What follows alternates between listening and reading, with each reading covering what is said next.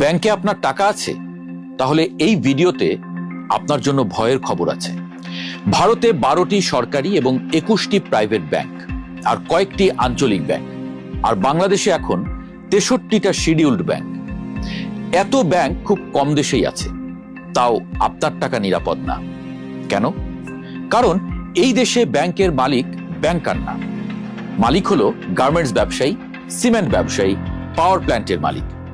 আপনি টাকা রাখেন নিরাপদ ভেবে, ওরা সেই টাকা দিয়ে আর একটা ব্যবসা খোলে। ব্যবসায়ীদের এই মডেলটা দেশের ব্যাংকগুলোকে ফাঁকা করে দিয়েছে। যেখানে আমেরিকা, ভারত সহ পৃথিবীর অন্য দেশগুলো 100 বছর আগেই এই মডেলকে বাতিল করে দিয়েছে, কিন্তু বাংলাদেশে এখনো চলছে। 6টা গ্রুপ। বাংলাদেশ ব্যাংকের রিপোর্ট বলছে তাদের হাতে পুরো ব্যাংকিং সেক্টর জিম্মি। বাংলাদেশ ব্যাংকের ওয়েবসাইটে যান, লেখা আছে দেশে 63টি শিডিউলড ব্যাংক, 7টি রাষ্ট্রায়ত্ত, 3টা বিশেষায়িত, 43টা প্রাইভেট, 9টা বিদেশি। 43টা প্রাইভেট ব্যাংক মানে 43টা পরিবার, 43টা গ্রুপ। এই 43টা ব্যাংকের প্রায় সবগুলোই কোনো না কোনো ব্যবসায়িক গ্রুপের। এটাই বাংলাদেশের বাস্তবতা। এখানে কোনো ডেডিকেটেড ফাইন্যান্সিয়াল ইনস্টিটিউশন ব্যাংক নেই। জেপি মর্গান, এইচএসবিসি, সিটির মতো ব্যাংক নেই যারা শুধু ব্যাংকিংই করে। এখানে সবাই অন্য ব্যবসায়ী, ব্যাংকিং তাদের সাইড বিজনেস। পার্থক্যটা বুঝুন। ব্যাংকারের কাজ রিস্ক কমানো, আর ব্যবসায়ীর কাজ রিস্ক নেয়া। যখন রিস্ক নেওয়া লোকের হাতে রিস্ক কমানোর দায়িত্ব দেওয়া হয়, তখন কি হয়? দুর্ঘটনা হয়। সেটাই হয়েছে। বাংলাদেশ ব্যাংক 17 জুন 2026 জানিয়েছে দেশে অফিসিয়ালি খেলাপি ঋণের পরিমাণ মোট ঋণের প্রায় 36%। মানে প্রতি 100 টাকা ঋণের মধ্যে 36 টাকাই খেলাপি। একটু অন্য দেশের দিকে তাহলে তাকাই। আমেরিকায় খেলাপি ঋণ 1.5%, ভারতে 2.8%, পাকিস্তানে 5.8%, নেপালে 5.6%, আর বাংলাদেশে 36%। খেলাপি ঋণে বাংলাদেশ এখন বিশ্বের দ্বিতীয় সর্বোচ্চ, যুদ্ধ বিধ্বস্ত ইউক্রেনের পরেই। ইউক্রেনে 38%। সেখানে যুদ্ধ চলছে বুঝলাম, আমাদের এখানে কি চলছে? অনেক ডেটা দিলাম, নিশ্চয়ই বিরক্ত হচ্ছেন। আরেকটু বিরক্ত করি। ব্যাংকিং সেক্টরে একটা কথা আছে, মূলধন পর্যাপ্ততা অনুপাত। ধরুন বাংলাদেশ ব্যাংক নিয়ম করে দিল কোনো ব্যাংক 100 টাকা ঋণ দিলে ব্যাংকের পকেটে অন্তত 10 টাকা ব্যাকআপ থাকতে হবে, যেন কোনো কারণে ঋণ গ্রহীতারা টাকা ফেরত না দিলেও ব্যাংকটি দেউলিয়া না হয়, যেন সাধারণ গ্রাহকদের জমানো টাকা নিরাপদ থাকে। বাংলাদেশে এটা কত? -2.64%। মাইনাস মানে ব্যাংকগুলোর নিজস্ব পুঁজি শেষ। টেকনিক্যালি বলা যায় দেউলিয়া। 19টা ব্যাংক মিনিমাম পুঁজিও রাখতে পারছে না। এই অবস্থা একদিনে হয়নি, গত 20 বছর ধরে হয়েছে। 1971 সালে বাংলাদেশ স্বাধীন হয়েছে। 6টা ব্যাংক নিয়ে যাত্রা শুরু, সব রাষ্ট্রায়ত্ত ব্যাংক। 1980 সালে প্রাইভেট ব্যাংক আসে, উত্তরা, পূবালী, ন্যাশনাল ব্যাংক। 90 দশকে আরো কিছু ব্যাংকের অনুমোদন দেওয়া হয়। 2013 সালে একসাথে 9টা নতুন ব্যাংকের লাইসেন্স দেওয়া হয়। তখন দেশের ব্যাংকিং সেক্টর অলরেডি অসুস্থ। বাংলাদেশ ব্যাংক নিজেই বলেছিল নতুন ব্যাংক দরকার নেই, কিন্তু সরকার শোনেনি। এই 9টা ব্যাংককে বলে 4th জেনারেশন ব্যাংক। এদের প্রায় সবগুলোরই শক্ত রাজনৈতিক লিঙ্ক ছিল। ফল কি হলো? এই 9টা ব্যাংকের মধ্যে farmers bank, NRB commercial bank 2 বছরের মধ্যে ঢুকতে শুরু করলো। তারপর 2017 আরো বড় ঘটনা, সরকার ব্যাংক কোম্পানি আইন বদলালো। এক পরিবার থেকে 4 জন পরিচালক হতে পারবে। আগে যেখানে ছিল 2 জন, বাড়িয়ে 4 জন করা হলো। কেন? যাতে এক পরিবার পুরো বোর্ড দখল করতে পারে। আর মেয়াদ 6 বছর থেকে বাড়িয়ে 9 বছর, মানে একবার ঢুকলে 9 বছর আর বের হওয়া লাগবে না। এই দুটো ঘটনাতেই ব্যাংকগুলো পরিবারের পকেটে চলে গেল। আইন বদলালো, লাইসেন্স পেল, এবার শুরু হলো আসল খেলা। এস আলম গ্রুপ, চট্টগ্রামের গ্রুপ।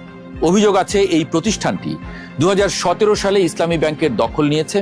বাংলাদেশ ব্যাংকের ডকুমেন্ট বলছে ইসলামী ব্যাংকের মোট ঋণের 47%, অর্থাৎ 74,900 কোটি টাকা নিয়ে নিয়েছে এস আলমের কোম্পানি। ব্যাংকের অর্ধেক টাকা একটা গ্রুপের পকেটে। আপনি 5 লাখ টাকা লোন চাইতে গেলে আপনার বাড়ির দলিল, আপনার বাবার দলিল, বিয়ের দলিল, চাকরির সার্টিফিকেট সব চায়।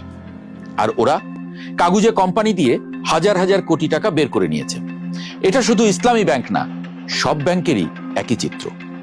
বাংলাদেশ ব্যাংকের ডকুমেন্টে 6টা গ্রুপের নাম আছে: সাইফুজ্জামান চৌধুরী, এস আলম, বেক্সিমকো, শিকদার, নাসা, ওরিয়ন। এই 6টা গ্রুপের কাছে পুরো ব্যাংকিং সেক্টর জিম্মি, মানে আপনার টাকা আমার টাকা সব ওদের হাতে।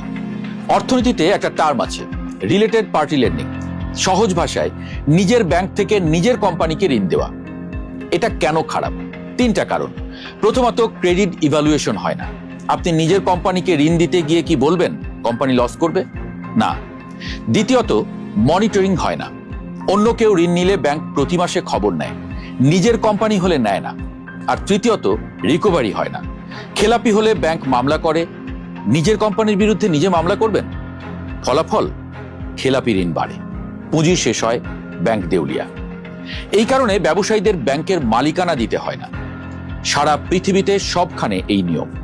আমাদের পাশের দেশ ভারতের কথাই ধরুন। 1969 সালের আগে ভারতের ব্যাংকগুলো ছিল ব্যবসায়ীদের হাতে।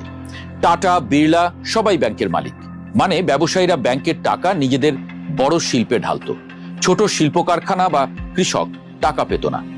1969 সালের 19 জুলাই ভারতের প্রধানমন্ত্রী ইন্দিরা গান্ধী 14টা বড় ব্যাংককে জাতীয়করণ করেন এবং নিয়ম করে দেন ব্যবসায়ীরা ব্যাংকের মালিক হতে পারবে না। মানে টাটা, বিড়লা, আদানি, আম্বানি কেউ ব্যাংকের মালিক হতে পারবে না। সর্বোচ্চ 10% পর্যন্ত শেয়ার কিনতে পারবে, কিন্তু মালিক হতে পারবে না, প্রমোটর হতে পারবে না।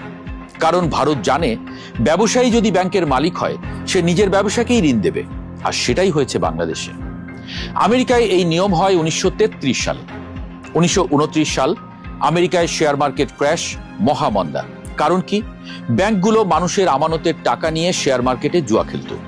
তখন প্রেসিডেন্ট রুজভেল্ট আইন করলেন, ব্যাংকের মালিক হতে হলে তোমাকে ব্যাংকিং কোম্পানি হতে হবে।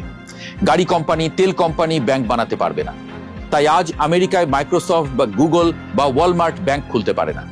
ইলন মাস্ক পৃথিবীর সবচেয়ে ধনী ব্যবসায়ী হয়েও ব্যাংক খুলতে পারে না। আমেরিকা বোঝে, ভারত বোঝে, আমরা কেন বুঝি না? নাকি আমরা বুঝতে চাই না? সমাধান কি? মালিকানা আলাদা করতে হবে। ফিনান্সিয়াল প্রতিষ্ঠানই ব্যবসা করবে। কাপড়ের ব্যবসায়ী, জুতার ব্যবসায়ী, ওষুধ ব্যবসায়ী ব্যাংক বানাবে না। সর্বোচ্চ 10% পর্যন্ত শেয়ার কিনতে পারবে, বোর্ডে বসতে পারবে না। আর পরিবারতন্ত্র বন্ধ করতে হবে। আগের মতো এক ব্যাংকে এক পরিবারের সর্বোচ্চ একজন পরিচালক থাকতে পারবে, এমন নিয়ম করা হোক। আর সবচেয়ে বড় হলো ব্যাংক কমানো। 63টা ব্যাংক লাগে না। ভারতের অর্থনীতি বাংলাদেশের চেয়ে 10 গুণ বড়, তাদের 33টা ব্যাংকে চলে। আমরা কি এমন বিশ্ব চ্যাম্পিয়ন হয়ে গেলাম যে মুদি দোকানের মতো যখন তখন ব্যাংক খুলে বসছি? সরকার এরই মধ্যে ব্যাংক একীভূতকরণের উদ্যোগ নিয়েছে। আরো অনেক ব্যাংক একীভূত করা যেতে পারে, কিংবা চাইলে দুর্বল ব্যাংক পুরোপুরি বন্ধ করে দেওয়া যেতে পারে। সরকারকে বলছি, মনে রাখবেন, ব্যাংক কোনো ব্যবসায়ীর পকেট না, ব্যাংক হলো জনগণের ভরসা। ব্যাংক নিয়ে আমরা আরো কয়েকটি পর্ব করব। এক একটা ব্যাংক ধরে আমরা দেখিয়ে দেব কোন ব্যাংক কতটা ঝুঁকিতে। আপনার অভিজ্ঞতা আমাদের জানাতে পারেন। আমাদের সোজা কথা, মানুষ ভরসা করে ব্যাংকে টাকা রাখে, তাদের সেই ভরসা নষ্ট করা যাবে না। ভরসার জায়গাটা যখন কারো পকেটে যায়, তখন 63টা ব্যাংক থাকলেও একটাও ব্যাংক থাকে না।